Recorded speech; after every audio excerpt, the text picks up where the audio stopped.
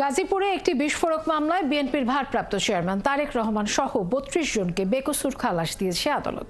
দুপুরে গাজীপুর জেলা ও দায়রা জজ আদালতের বিশেষ ট্রাইব্যুনাল ৩-এর বিচারক বাহাউদ্দিন কাজী শুনানি শেষে এই রায় দেন। ২০১৫ সালের জানুয়ারি মাসে গাজীপুর সদর উপজেলার মণিপুরের খাসপাড়া এলাকায় থেমে থাকা একটি বাসে পেট্রোল ঢেলে আগুন ধরিয়ে দেওয়ার ঘটনায় মামলাটি দায়ের হয়। মামলায় এলাকায় মোতালেব মেম্বারকে প্রধান আসামি করে ১৮ জনের নাম উল্লেখ সহ অজ্ঞাত ৪০ থেকে ৪৫ জনকে আসামি করা হয়।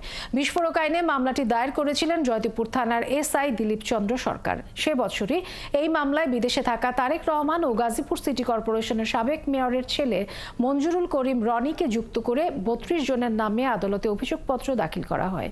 দীর্ঘদিন পর মামলাটি শুনানির পর আসামিদের ওই মামলা থেকে অব্যাহতি দেন আদালত।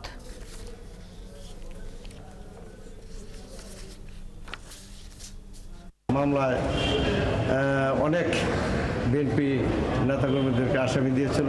ইনশাল্লাহ আমরা আইনি যুদ্ধ করে এবং আইনি লড়াই করে আমরা আজকে সেই মামলা থেকে আমরা খালাস প্রাপ্ত হই এবং আমাদেরকে খালাস প্রদান করা হয়।